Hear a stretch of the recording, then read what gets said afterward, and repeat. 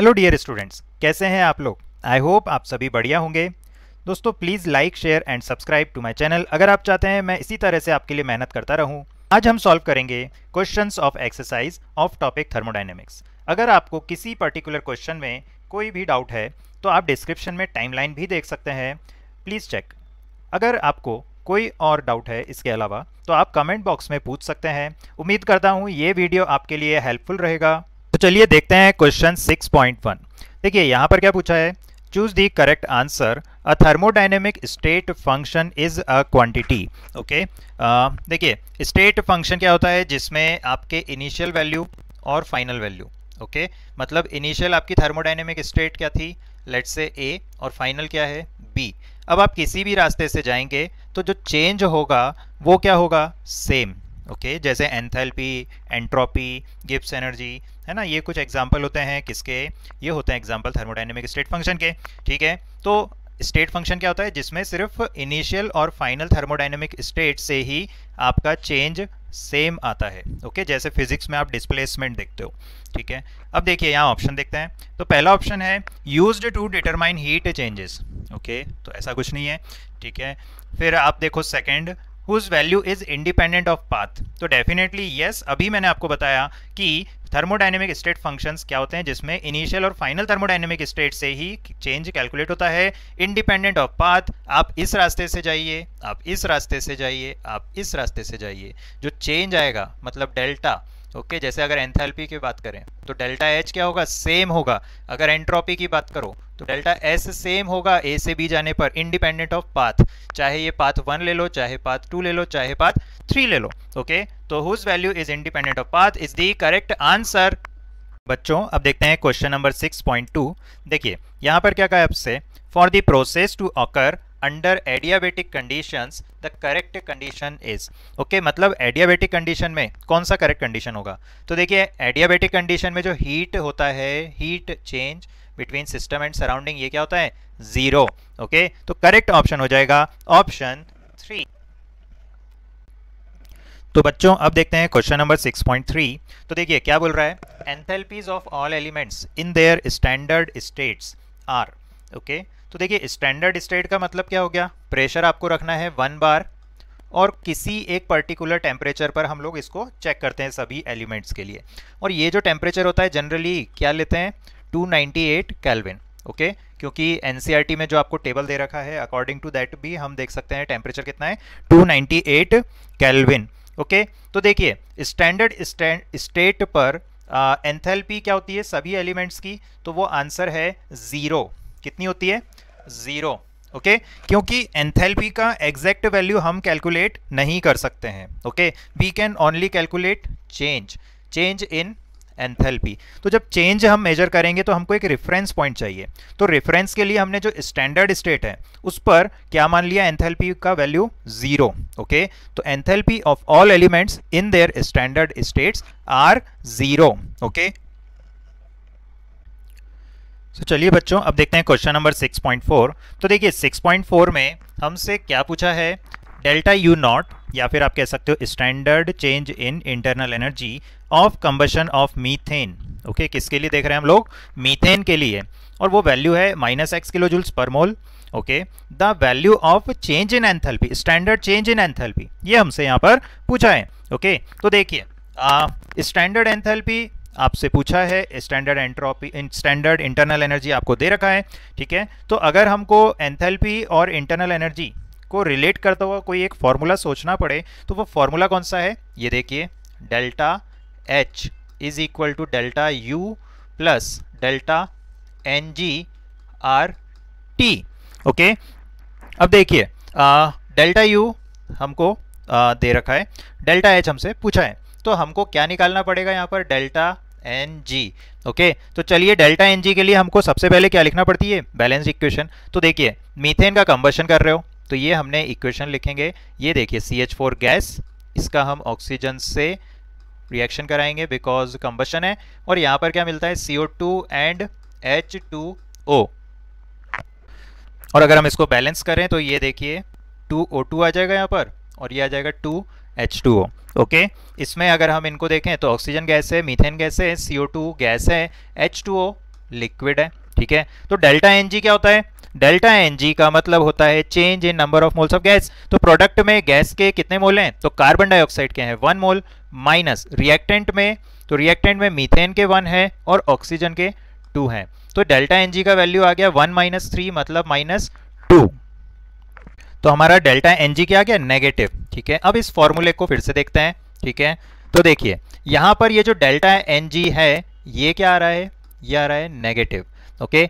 Are is gas constant, ये होता है पॉजिटिव, और आपका टेम्परेचर इन केल्विन होता है, तो ये भी होता है पॉजिटिव। तो delta N G R T पूरा टर्म कैसा है?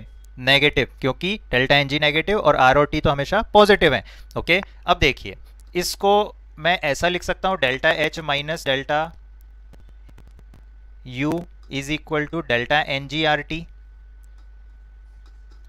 और delta N G R T मेरा क्या है? नेगेटिव, मतलब लेस देन 0, ओके। तो देखिए आपका delta N G R T is less than 0, ठीक है। और delta N G R T की जगह मैं क्या लिख सकता हूं? Delta H minus delta U less than 0। तो डेल्टा यू को अगर मैं राइट साइड में ले जाऊं तो क्या बन जाएगा? Delta H less than delta U. तो हमारा कौन सा ऑप्शन करेक्ट आ जाएगा? ऑप्शन 3।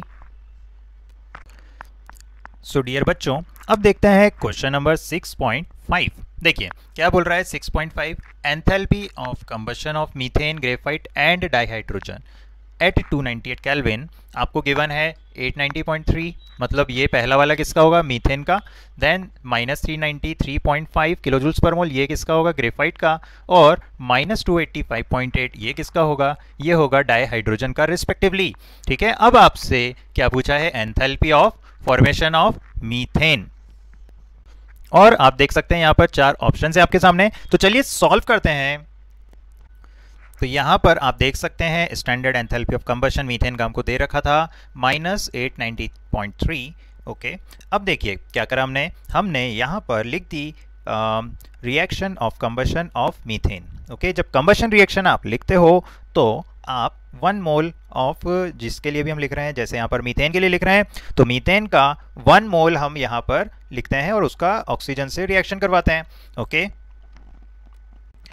नाउ सिमिलरली हमको ग्रेफाइट के लिए भी दे रखा था स्टैंडर्ड एंथैल्पी ऑफ कंबशन, तो ये देखिए हमने लिख दिया है ग्रेफाइट के लिए भी -393.5 किलो जूल्स पर मोल है, ये हमने लिख दी इसकी स्टैंडर्ड रिएक्शन। और क्योंकि स्टैंडर्ड में हम लोग कार्बन को लेंगे ग्रेफाइट और ऑक्सीजन गैशियस और CO2 गैशियस। अब देखिए इसी तरह से मैंने यहाँ पर लिख दी है standard enthalpy of combustion of hydrogen की रिएक्शन।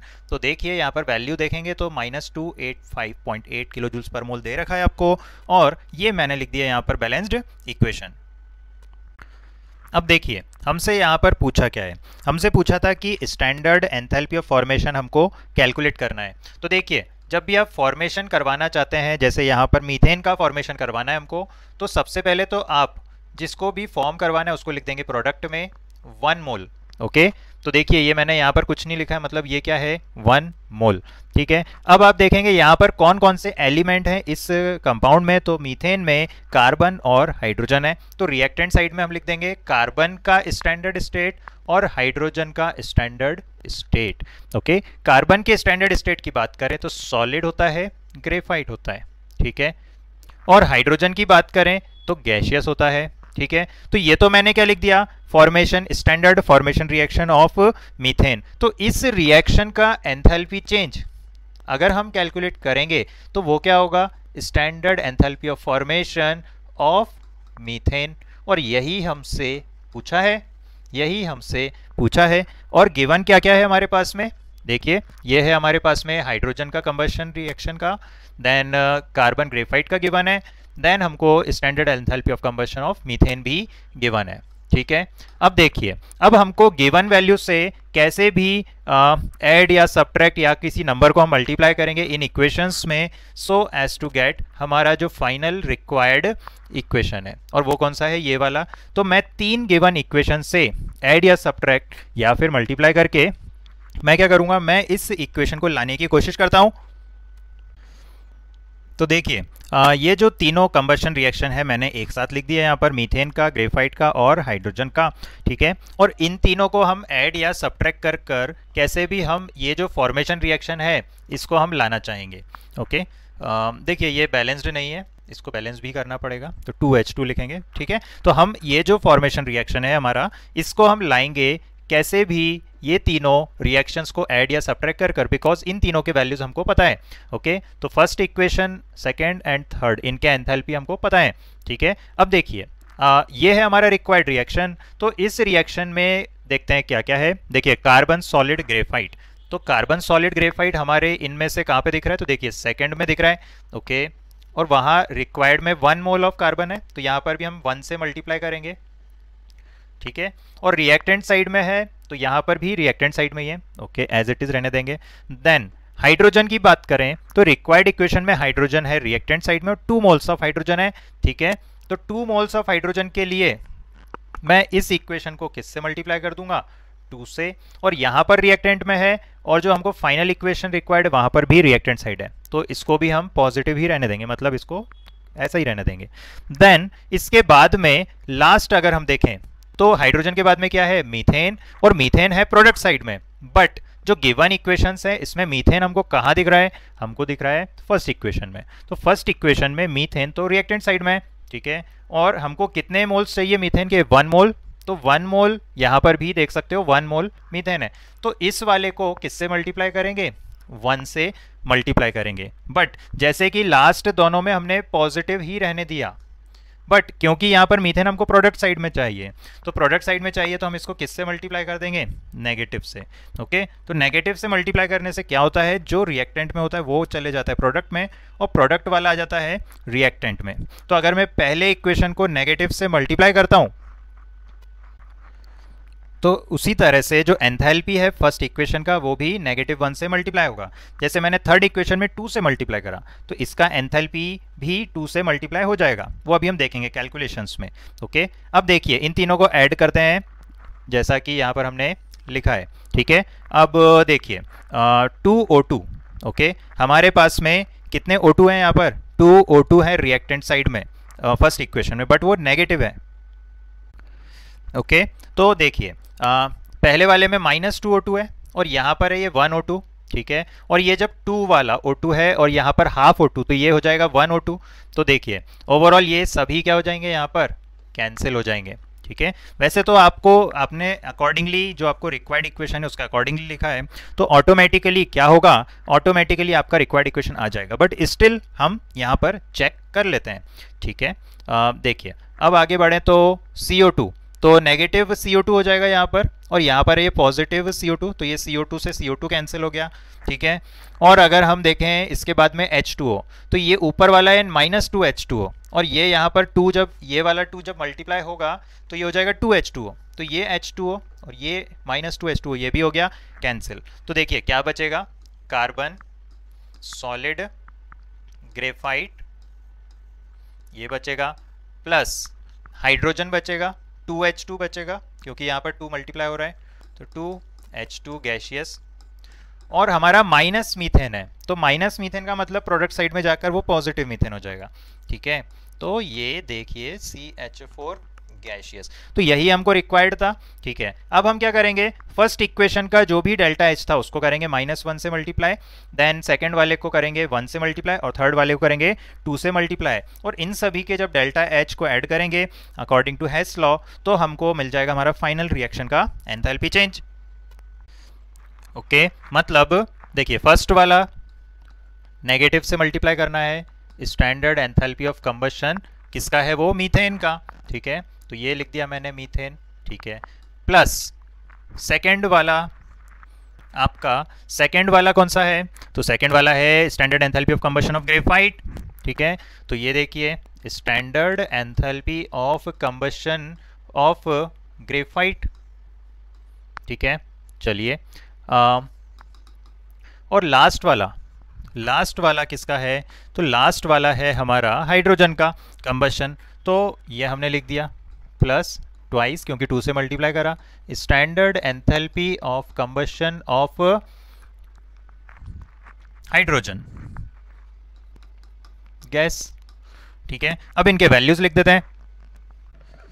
तो देखिए मीथेन का स्टैंडर्ड एंथैल्पी ऑफ कंबशन कितना था, -890.3 kilo joules per mole. Okay, और ग्रेफाइट की अगर हम बात करें तो ग्रेफाइट का कितना था, ग्रेफाइट का था -393.5 किलो जूल्स। अच्छा, ये -890.3 तो था और एक नेगेटिव बाहर भी लिखा है ना, इसको भी लिखेंगे हम। ठीक है, ओके तो ये हमने लिख दिया ग्रेफाइट का -393.5 किलो जूल्स पर मोल। और लास्ट में हमारा कौन सा है, हाइड्रोजन। तो डाईहाइड्रोजन का कितना दे रखा था, -285.8। तो देखिए 2 ऑलरेडी प्रेजेंट है, तो 2 को मल्टीप्लाई करेंगे, -285.8 किलो जूल्स पर मोल। तो ये हो जाएगा आपका पॉजिटिव 890.3, ये हो गया -393.5, और ये आपका लास्ट वाला क्या हो गया, 571.6 किलो जूल्स पर मोल। तो देखिए ये -393.5 और -571.6, तो ये हो जाएगा आपका -965.1 और ये है आपका 890.3। ओके, और जब आप इसको कैलकुलेट करेंगे तो आपको मिल जाएगा -74.8 किलो जूल्स पर मोल। तो ये जो वैल्यू आया ये हमारा किसका आया, standard enthalpy of formation of methane. Okay, ये क्योंकि मीथेन हमारा बन रहा है तो इसका वैल्यू आ गया है -74.8 किलो जूल्स पर मोल। तो देखिए यहाँ पर 6.5 का करेक्ट आंसर हमने निकाल लिया है और है ऑप्शन 1। चलिए अब देखते हैं exercise question 6.6। A reaction A plus B is giving you C plus D plus some heat Q is found to have a positive entropy change. Okay, मतलब डेल्टा S क्या है, इसका पॉजिटिव है। ठीक है, अब यहाँ पर पूछा है कि रिएक्शन विल बी, और क्या है options, possible at high temperature, possible at low temperature, not possible at any temperature, possible at any temperature. तो देखिए आपका एंट्रोपी चेंज कैसा है, एंट्रोपी चेंज है पॉजिटिव। तो पॉजिटिव होने का मतलब जो आपका रिएक्शन है वो स्पॉन्टेनियस है हमेशा, reaction is spontaneous always, always मतलब एट एनी टेम्परेचर, क्योंकि एंट्रोपी चेंज कैसा है, पॉजिटिव। तो हमारा आंसर क्या हो जाएगा correct, possible at any temperature. चलिए अब देखते हैं क्वेश्चन नंबर 6.7 क्या बोल रहा है, एक प्रोसेस में 701 joules of heat is absorb by a system. Okay, देखिए इसका मतलब क्या हुआ कि ये हमारे पास में एक सिस्टम है और इसमें हीट जा रही है। ओके, Q, और Q कितना है वो 701 kilo joules. Okay sorry 701 joules of heat is absorb by a system and 394 joules of work is done by the system. तो ये जो सिस्टम है ये वर्क कर रहा है, मतलब बाहर निकल रहा है वर्क इससे, system work done by the system है। ठीक है, work done by the system, तो एरो मैंने बाहर की तरफ निकाल दिया। और ये कितना है, ये है आपका 394। ठीक है, अभी मैंने कोई भी साइन कन्वेंशन यहाँ पर नहीं लगाए हैं। अब पूछा है what is the change in internal energy for the process. तो देखिए फर्स्ट लॉ ऑफ थर्मोडाइनेमिक्स आप लगाएंगे तो डेल्टा यू क्या होता है, Q प्लस W। ओके, तो देखिए जो भी एरो अंदर जा रहा है सिस्टम के वो होगा पॉजिटिव और जो बाहर जा रहा है वो होगा नेगेटिव। ठीक है, मतलब हीट एब्जॉर्ब्ड हो रही है तो आपका पॉजिटिव होगा, और work done on the system है तो भी पॉजिटिव होगा, लेकिन यहाँ पर work done by the system है तो एरो बाहर जा रहा है। तो Q के लिए तो क्या होगा, पॉजिटिव, तो 701 लिख दिया, माइनस क्योंकि W बाहर या फिर work done by the system हो रहा है तो ये मैंने लिख दिया 394। तो 701 माइनस 394। ओके, इसको अगर आप कैलकुलेट करेंगे तो ये वैल्यू कितना मिल जाएगा आपको, 307 जूल्स। तो डेल्टा यू का वैल्यू मेरा आ गया है कितना, 307 जूल्स। तो प्यारे बच्चों अब देखते हैं क्वेश्चन नंबर 6.8। देखिए 6.8 में क्या कह रहा है, रिएक्शन ऑफ साइनेमाइड। ओके, तो देखिए साइनेमाइड क्या होता है, NH2CN। देखिए कितने अच्छे होते हैं एनसीईआरटी वाले, एनसीईआरटी वालों ने ऑलरेडी आपको गिवन है इसके साइनामाइड क्या होता है, NH2CN, और इसका फिजिकल स्टेट क्या है, सॉलिड। ओके, इसको भी ध्यान रखेंगे। विथ डाई ऑक्सीजन रिएक्ट हो रहा है, बॉम्ब कैलोरीमीटर में हो रहा है, डेल्टा यू गिवन है, okay, minus 742.7 kilo joules per mole, temperature भी गिवन है 298 केल्विन, और सबसे अच्छी बात कि आपको ये रिएक्शन भी गिवन है, ये देख सकते हो, ठीक है। कैलकुलेट करना है आपको enthalpy change for this reaction at 298 kelvin. तो देखिए एनसीईआरटी वाले कितने अच्छे होते हैं, आपको रिएक्शन भी गिवन है, बस थोड़ा सा यहाँ पर एक इन्होंने गलती की है, ये गैस ना होते हुए सॉलिड होगा, ये देखिए ये लिखा है यहाँ पर सॉलिड, ठीक है। अब यहाँ पर आपको डेल्टा एच निकालना है, डेल्टा यू गिवन है और रिएक्शन गिवन है। तो जब भी अभी मैंने आपको बताया था कि डेल्टा एच या डेल्टा यू निकालना हो और रिएक्शन गिवन हो, तो आपको फॉर्मूला कौन सा लगाना है, डेल्टा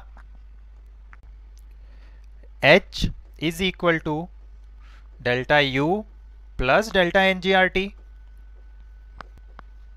ठीक है। डेल्टा यू का वैल्यू आपको ऑलरेडी गिवन है -742 प्लस डेल्टा एन जी। चलिए ये हमारे पास में रिएक्शन है, इस रिएक्शन से मैं निकाल दूंगा delta N g. Delta N g मतलब प्रोडक्ट के गैशियस मोल्स, तो प्रोडक्ट में नाइट्रोजन मोल है, CO2 का 1 मोल है और H2 लिक्विड है, तो उसको काउंट नहीं करेंगे।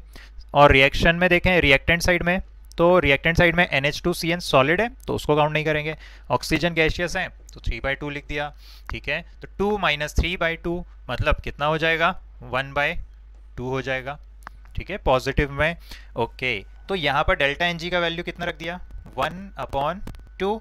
आर का वैल्यू, अब आर का कौन सा वैल्यू लोगे, कैलोरी वाला, जूल वाला, तो देखो क्योंकि डेल्टा यू हमारा जूल्स में है, मतलब किलो जूल्स में है, तो यहाँ पर हम आर का वैल्यू भी जूल वाला लेंगे, तो 8.314 और डिवाइड कर देंगे इसको 1000 से, क्योंकि किलो जूल्स में निकालना है।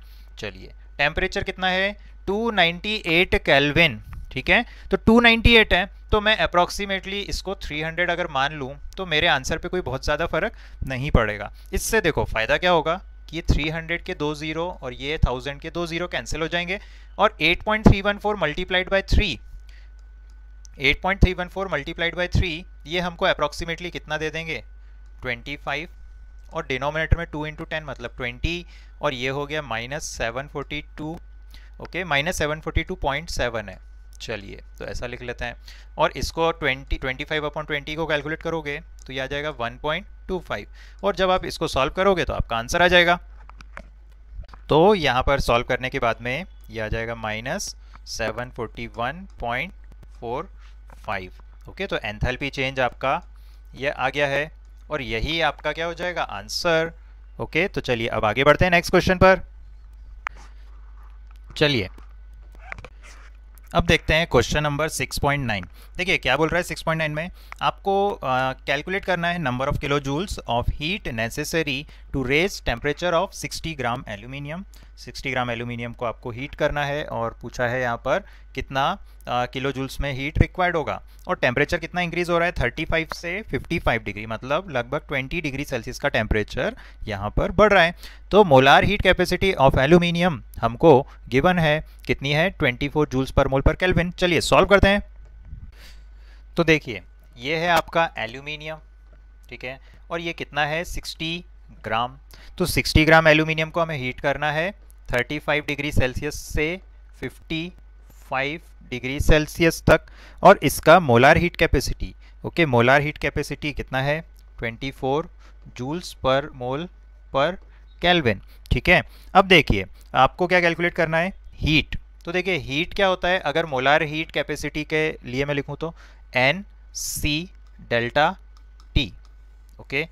यहाँ पर N क्या हो गया, नंबर ऑफ मोल्स, C क्या हो गया, molar heat capacity, molar heat capacity जो कि हमको ऑलरेडी गिवन है, ठीक है, और डेल्टा T हो गया आपका टेम्परेचर चेंज। चलिए तो टेम्परेचर चेंज वैसे केल्विन में लिखते हैं, बट डिग्री सेल्सियस का चेंज हो या केल्विन का, दोनों ही सेम होते हैं। तो 55 - 35 क्या हो जाएगा, 20। अब बचा n, तो n क्या होता है, नंबर ऑफ मोल्स, तो नंबर ऑफ मोल्स क्या हो गया, 60 weight in gram upon atomic weight of aluminium, तो एल्यूमिनियम का एटॉमिक वेट है 27। चलिए तो Q आ गया हमारा कितना, 60/27, C का वैल्यू कितना है, यह है 24, और डेल्टा T कितना है, 20। चलिए तो इसको आप कैलकुलेट कर लेंगे और आपका आंसर आ जाएगा। तो इसका जब आप वैल्यू कैलकुलेट करेंगे तो ये वैल्यू कितना आ रहा है, 1066.6 joules, okay. So I hope ये क्वेश्चन आपको क्लियर हुआ। प्यारे बच्चों, अब देखते हैं क्वेश्चन नंबर 6.10। देखिए क्या बोल रहा है ये क्वेश्चन, पढ़ते हैं ध्यान से। Calculate the enthalpy change. ठीक है, आपको डेल्टा एच कैलकुलेट करना है जब आप फ्रीज कर रहे हो। ठीक है, किसको फ्रीज करना है? 1 मोल पानी को। ठीक है, और इनिशियल पानी का टेम्परेचर कितना है? 10 डिग्री, 10 डिग्री सेल्सियस। और इसको हम आइस में कन्वर्ट करेंगे और आइस का टेम्परेचर कितना है? -10 डिग्री सेल्सियस। ठीक है, और आपको एंथैल्पी ऑफ फ्यूजन गिवन है।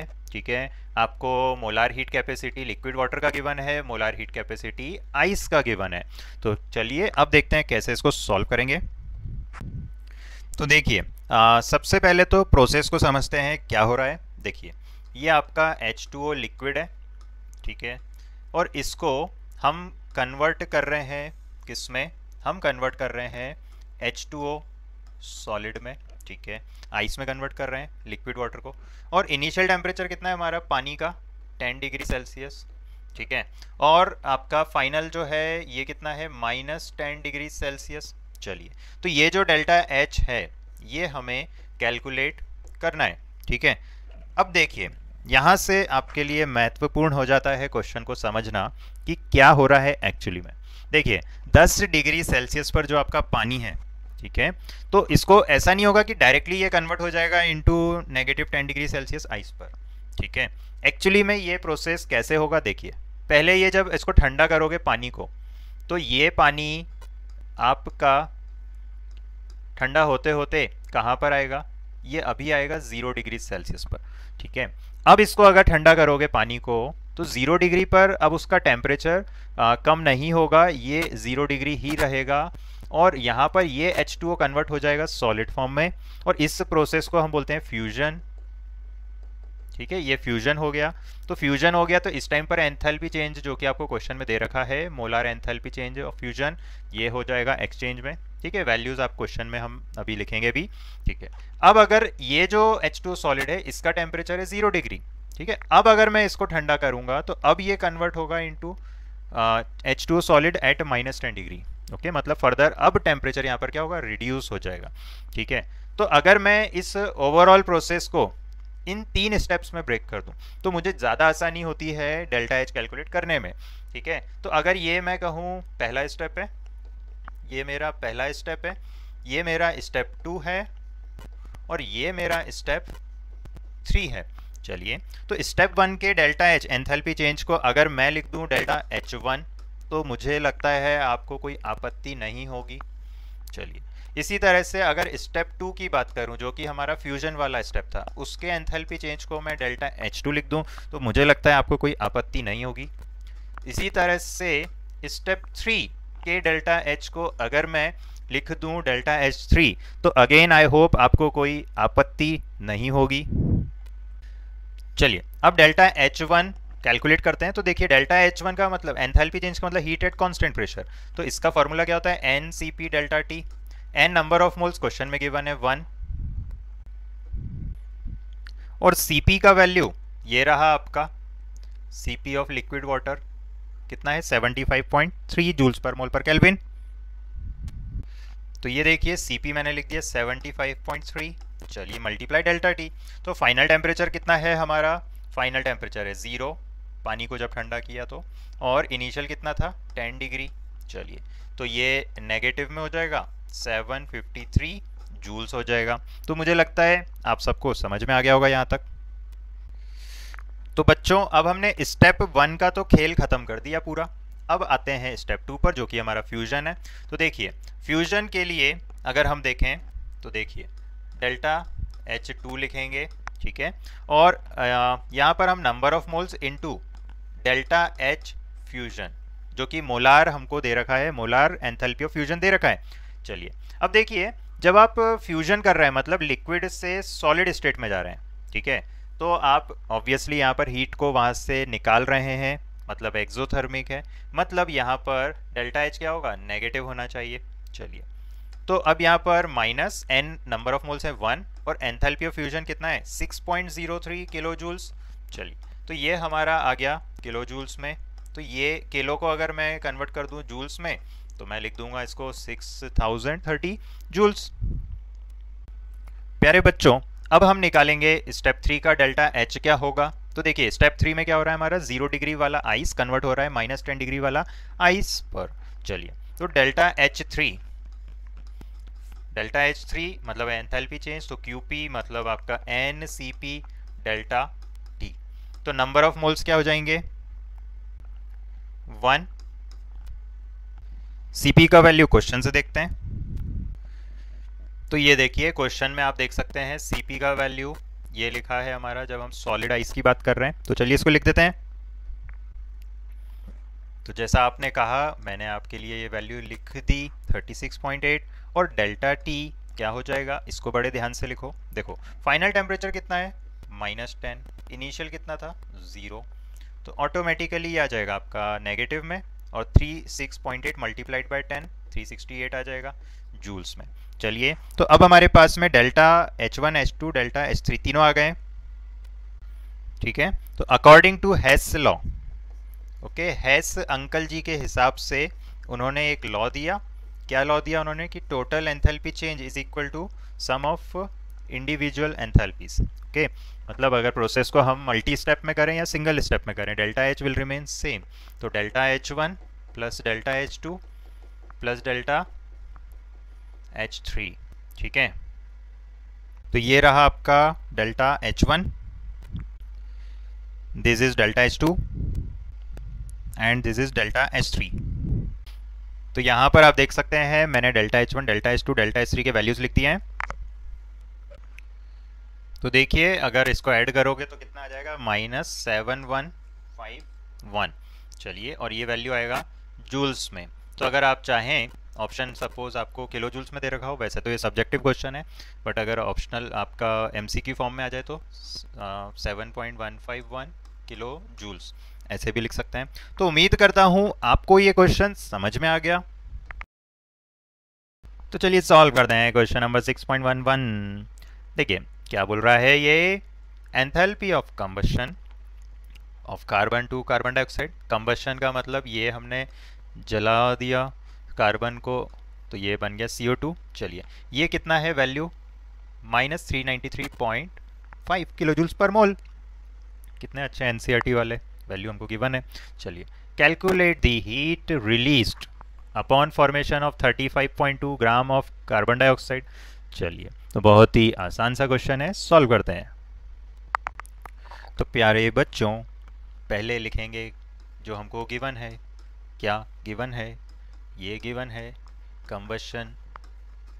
चलिए, क्या बोल रहा है, एंथैल्पी ऑफ कंबशन कितना है, डेल्टा H कितना है एंथैल्पी ऑफ कंबशन का, -393.5, और इसका यूनिट क्या है, kilo joules per mole. Okay, अच्छा, तो यहाँ पर 1 मोल को अगर हम कंबशन करेंगे तो यहाँ पर कितनी हीट रिलीज होगी, 393.5 किलो जूल्स। अच्छा, मुझे एक बात बताओ आप लोग, 1 मोल को कंबशन कर रहे हैं हम, ठीक है, ठीक है। तो देखिए, जब आपका 1 मोल ऑफ कार्बन डाइऑक्साइड यहाँ बन रहा है, तो 1 मोल का मतलब मैं ग्राम में कितना लिख सकता हूँ, तो मोल्स इंटू मॉलिक्यूलर वेट, मतलब 1 × 44। ठीक है, ये आ गया ग्राम में। ठीक है, तो 44 ग्राम कार्बन डाइऑक्साइड आपका यहाँ पर बन गया। ठीक है, अब क्वेश्चन में पूछा है कि 35.2 ग्राम, इसमें कितना आपका हीट रिलीज होगा, तो यूनिटरी मेथड आप लगा देंगे। देखिए 44 ग्राम में अगर आपने कंबशन मतलब कर रहे हो 1 मोल कार्बन का, और 44 ग्राम कार्बन डाइऑक्साइड बनता है कंबशन के बाद में, तो कितना हीट रिलीज हो रहा है, 393.5 किलो जूल्स। चलिए, अब आपको 35.2 ग्राम के लिए लेट से x किलो जूल्स क्या हो रहा है, आपका रिलीज हो रहा है, तो यूनिटरी मेथड लगा दो। चलिए, तो 44/35.2 is equal to 393.5 upon x, और x के लिए क्या करोगे यहाँ पे, कैलकुलेट। डन टन, तो आ गया है नेक्स्ट गर्मा गर्म क्वेश्चन 6.12। देखिए यहाँ पर इस क्वेश्चन में हमें ये जो रिएक्शन गिवन है, इस रिएक्शन का एंथैल्पी चेंज निकालना है, मतलब एंथैल्पी ऑफ रिएक्शन कैलकुलेट करना है, और हमको गिवन है enthalpy of formation of carbon monoxide CO2 N2O and N2O4। देख सकते हो आप, यही सब आपको इस इक्वेशन में मिल रहे हैं। देखिए N2O CO2, ओके, CON2O4। ठीक है, तो ये वैल्यूज जो हैं एंथैल्पी फॉर्मेशन के, इन सभी के लिए ये देखिए रिस्पेक्टिवली गिवन है। तो चलिए सॉल्व करते हैं इस क्वेश्चन को। तो प्यारे बच्चों, आपके लिए मैंने लिखी है ये इक्वेशन। अब देखिए, अकॉर्डिंग टू क्वेश्चन हमसे क्या पूछा है, इस इक्वेशन या इस रिएक्शन के लिए एंथैल्पी चेंज हमें कैलकुलेट करना है। तो देखिए, फॉर्मूला सबसे पहले आपको पता होना चाहिए in terms of enthalpy of formation. तो देखिए, enthalpy of formation of products, ठीक है, इसका क्या करेंगे हम, समेशन।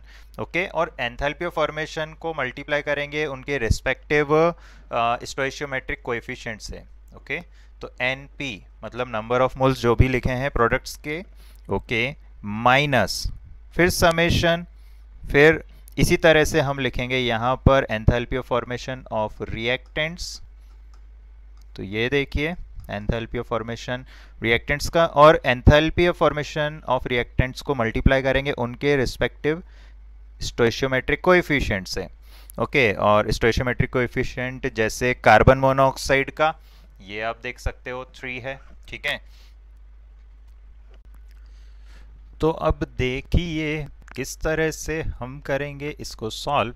देखिए, समेशन आपको करना है नंबर ऑफ मोल्स, मल्टीप्लाई करना है। तो सबसे पहले प्रोडक्ट्स को देखें, तो देखिए enthalpy of formation of N2O, और N2O के स्टोइशियोमेट्रिक कोएफिशिएंट में कुछ नहीं लिखा है, तो इसको हम मल्टीप्लाई कर देंगे 1 से।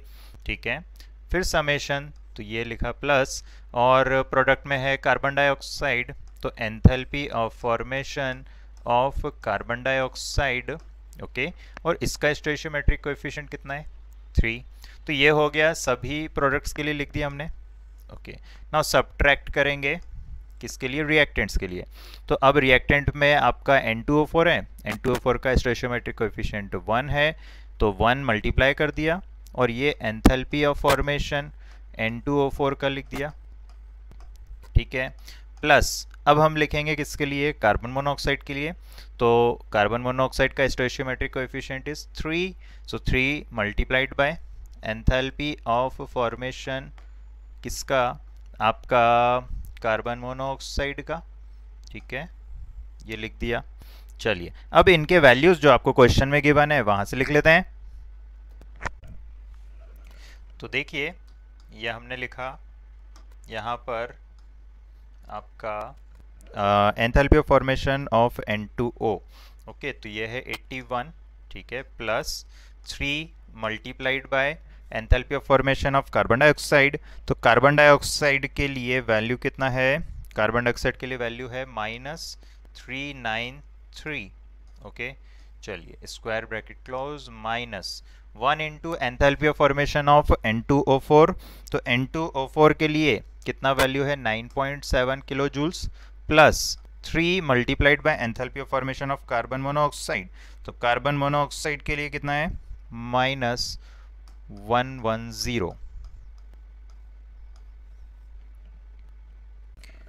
ओके, तो चलिए इसको सॉल्व करते हैं। ये देखिए 81 प्लस, अब हम क्या करेंगे, 3 इंटू 393। ओके, तो ये प्लस है और मल्टीप्लाई में एक माइनस साइन भी है, तो अब हमारा क्या आ जाएगा, ये माइनस साइन। ठीक है, और ये वैल्यू हो जाएगा 1179 माइनस, और ये 9.7 है, तो 9.7 एज इट इज़ लिख देंगे, और ये है -110 इंटू 3, तो ये हो जाएगा -330। अब देखिए 81 माइनस 1179, तो ये आपको दे देगा -1098। ठीक है, और यहाँ पर माइनस, और ये स्क्वायर ब्रैकेट में लिखा है 9.7 माइनस 330। ओके, तो ये आपको कितना दे देगा, ये दे देगा -320.3। तो माइनस माइनस क्या हो जाएगा, प्लस, तो 1098 प्लस 320.3। ओके, तो देखिए -1098 को ऐड करेंगे 320.3 में, तो हमको आंसर मिलेगा -777.7। तो यही है हमारा आंसर। ओके, और इसकी यूनिट्स क्या है, kilo joules. So I hope आपको ये क्वेश्चन समझ में आया। Hello everyone, this is Sumit. तो चलिए सॉल्व करते हैं क्वेश्चन नंबर 6.13। देखिए 6.13 में हमको standard enthalpy of formation of ammonia gas यहाँ पर क्या है पूछा है, और ये इक्वेशन आपको गिवन है और इसका एंथैल्पी ऑफ रिएक्शन भी आपको गिवन है। तो चलिए सॉल्व करते हैं। तो प्यारे बच्चों, आपको सबसे पहले तो मैं इक्वेशन लिख देता हूँ। ये देखिए N2 gas 3H2 gas, okay 3H2 gas N2 gas, और ये आपको क्या दे रहा है 2 अमोनिया गैस, ओके। और इस रिएक्शन का enthalpy change, standard enthalpy change of this reaction is given, और इसका वैल्यू कितना है -92.4 किलो जूल्स, ओके पर मोल। ये आपको गिवन है, ठीक है। अभी तक मैंने आपको कुछ भी नया नहीं बताया, जो आपको क्वेश्चन में गिवन है वही मैंने यहाँ पर अभी लिखा है, ठीक है। अब आपसे पूछा है standard enthalpy of formation of ammonia gas. तो देखिए बच्चों, आपको जब एंथैल्पी ऑफ रिएक्शन गिवन है और स्टैंडर्ड एंथैल्पी पूछा है, ठीक है, तो उसके पहले ये आप फॉर्मूला आपको आई होप याद आ गया होगा, और नहीं याद आया है तो मैं आपके लिए लिख देता हूँ इस फॉर्मूले को। ये देखिए क्या होता है स्टैंडर्ड एंथैल्पी ऑफ रिएक्शन का in terms of standard enthalpy of formation. तो देखिए समेशन, ये आपने लिखा प्रोडक्ट्स के लिए, और प्रोडक्ट के स्टोइशियोमेट्रिक कोएफिशिएंट ये NP हो गया, minus summation of standard enthalpy of formation, ठीक है बच्चों, और ये लिखेंगे हम लोग रिएक्टेंट्स के लिए, ठीक है बच्चों। चलिए अब यहाँ पर स्टैंडर्ड एंथैल्पी ऑफ रिएक्शन कितना गिवन है, ये रहा -92.4, ओके। अब देखिए यहाँ पर अगर हम देखें तो क्या है summation of number of moles of product. तो प्रोडक्ट के लिए देखेंगे तो नंबर ऑफ मोल्स किसके हैं, अमोनिया के 2, multiplied by standard enthalpy of formation of ammonia, ठीक है, ये लिख दिया अमोनिया, माइनस रिएक्टेंट्स के लिए देखोगे तो रिएक्टेंट में देखोगे तो N2 गैस है, तो standard enthalpy change of formation क्या होगा N2 गैस के लिए 0, क्योंकि स्टैंडर्ड स्टेट में सबके क्या होते हैं 0, ओके। तो नाइट्रोजन गैस का 0 होगा, उसी तरह से 3 इंटू हाइड्रोजन के लिए भी क्या होगा 0 होगा, ठीक है। अब आपको क्या करना है, तो अब आपको यहाँ पर सिंपली मैथमेटिक्स आपका लगाकर ये 2 डिवीजन में चला जाएगा, ओके। तो डिवीजन में जाएगा तो standard enthalpy of formation of ammonia आ जाएगा। तो standard enthalpy of formation of ammonia कितना आ जाएगा, ये आपका आ जाएगा -92.4 डिवाइडेड बाय 2, ओके। तो ये आप सॉल्व कर देंगे तो मुझे ये वैल्यू मिल जाता है -46.2 kilo joules per mole, okay. तो हेलो एवरीवन, तो चलिए सॉल्व करते हैं क्वेश्चन नंबर 6.14। देखिए क्या पूछ रहा है यहाँ पे, calculate the standard enthalpy of formation of methanol. चलिए तो मीथेनॉल मतलब एक अल्कोहल, ये अल्कोहल देख के कुछ एक अलग सी फीलिंग आ जाती है मुझे। चलिए तो calculate the standard enthalpy of formation of methanol, okay, ये लिक्विड है, फ्रॉम द फॉलोइंग डेटा, ठीक है। तो ये आपको डेटा दे रखे हैं 2 रिएक्शन, ये मीथेनॉल का, देन ग्रेफाइट का, देन आपका हाइड्रोजन एंड ऑक्सीजन का, 3 रिएक्शन आपको गिवन है। तो इन 3 रिएक्शंस को देखकर इनके एंथैल्पी रिएक्शंस को एनालाइज कर जैसे सेकंड वाले का कंबशन एंथैल्पी गिवन है, ओके, थर्ड वाले का standard enthalpy of formation given है, तो इन सब को देखकर आपको बताना है कि यहाँ पर enthalpy of formation of methanol क्या होगा। अब देखिए इस क्वेश्चन के बारे में मैं आपको एक बात बताता हूँ। ये क्वेश्चन है बहुत आसान सा, लेकिन ये लगता है एकदम कठिन, मतलब अगर आप प्रैक्टिस नहीं है आपकी इस टाइप के क्वेश्चंस में तो आपको ये क्वेश्चन थोड़ा सा ट्रिकी लग सकता है। तो चलिए यहाँ पर मैं आपके लिए हूँ जो आपको इस क्वेश्चन को आसान बनाने की कोशिश करूँगा। तो चलिए सॉल्व करते हैं। तो सबसे पहले आपसे पूछा क्या है, आपसे पूछा है standard enthalpy of formation of methanol. तो हम सबसे पहले लिख देंगे फॉर्मेशन रिएक्शन या standard formation reaction of methanol. अब स्टैंडर्ड फॉर्मेशन रिएक्शन क्या होता है, जिसमें 1 मोल बनता है किसका, जिसके लिए भी पूछा है। तो यहाँ पर किसके लिए पूछा है, मीथेनॉल के लिए। तो मीथेनॉल का 1 मोल बनाते हैं। चलिए, तो जैसा मैंने कहा था, अब मैं लिख दूंगा रिएक्शन, मीथेनॉल का फॉर्मेशन रिएक्शन, ये लीजिए। चलिए, तो सबसे पहले मीथेनॉल लिख दिया, और कितना बनाना है इसको, 1 मोल। चलिए, फॉर्मेशन रिएक्शन लिखना है तो 1 मोल बनाएंगे, जिसके लिए भी लिख रहे हो।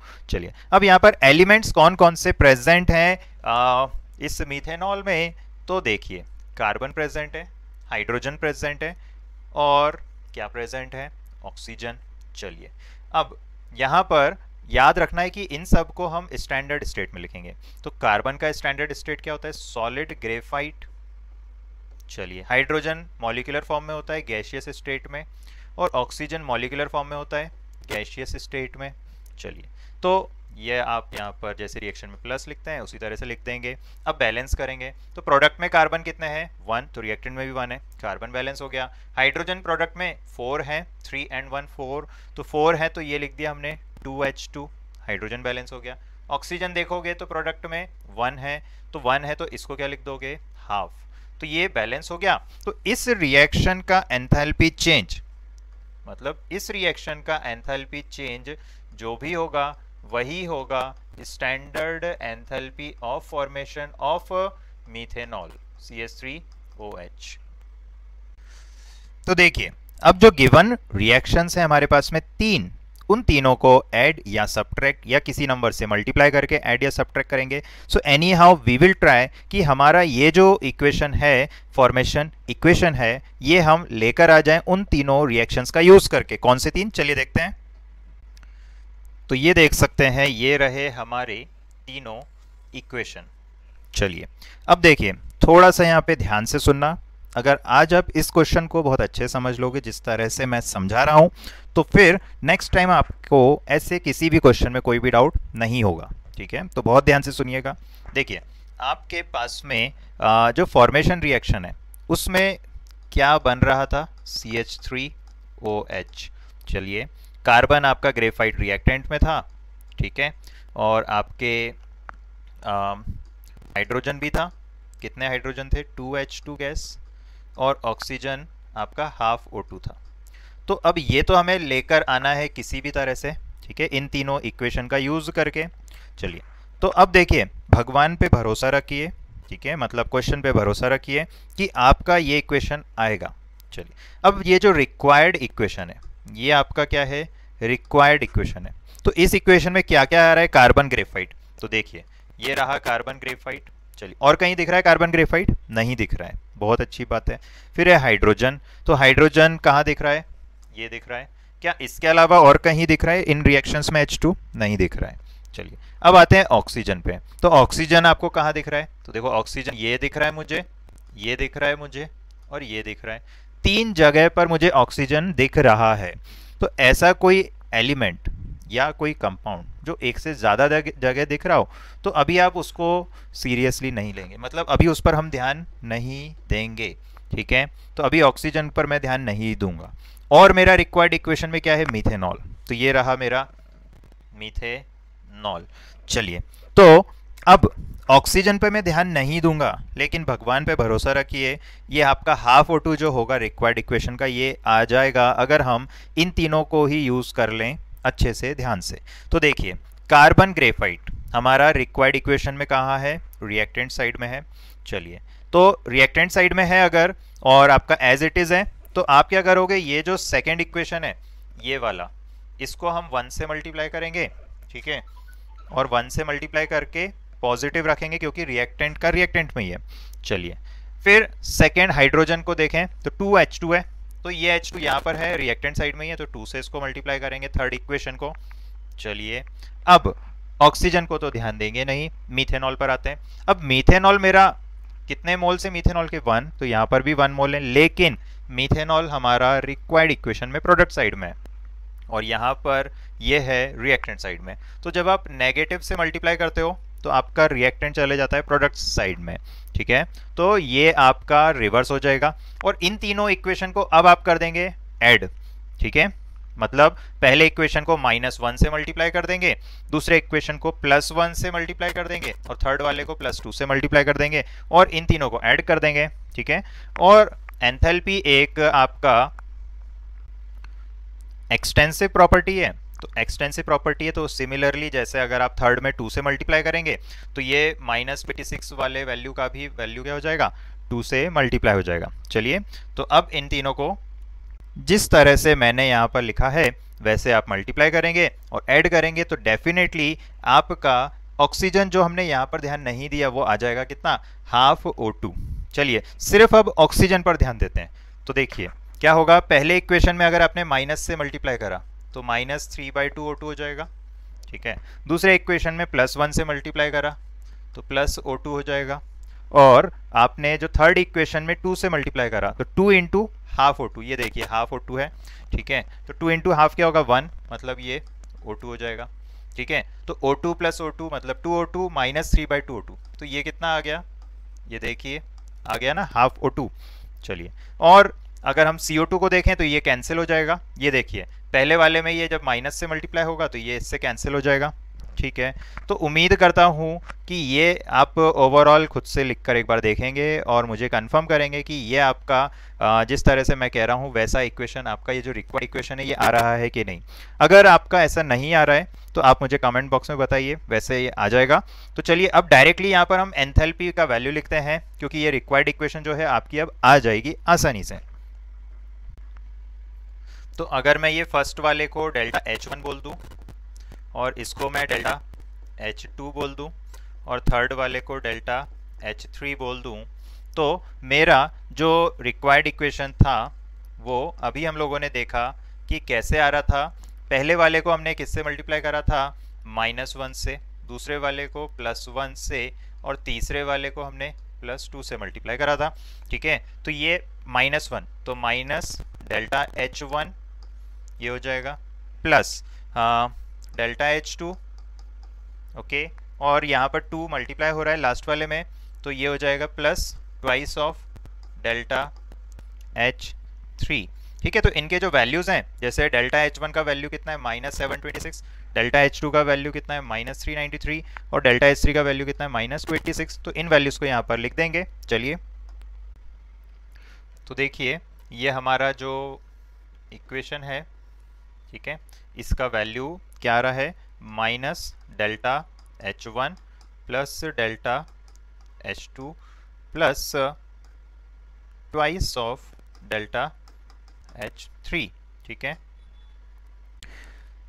तो ये देखिए नेगेटिव, और डेल्टा H1 जो था आपका वो कितना वैल्यू था, -726, ठीक है, प्लस डेल्टा H2, तो डेल्टा H2 कितना था आपका, ये था आपका -393 plus twice of delta H3, तो डेल्टा H3 जो था आपका H2 लिक्विड का फॉर्मेशन एंथैल्पी था, तो ये कितना था, ये था -286, ठीक है। तो इन तीनों को हम सॉल्व करते हैं।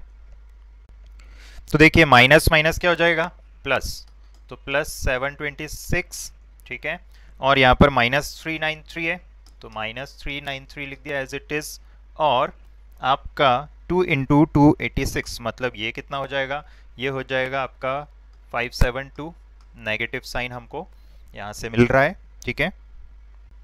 सो आफ्टर सॉल्विंग ये हमको मिल जाएगा -239 और इसके units kilo joules per mole. So I hope आपको ये क्वेश्चन क्लियर हुआ।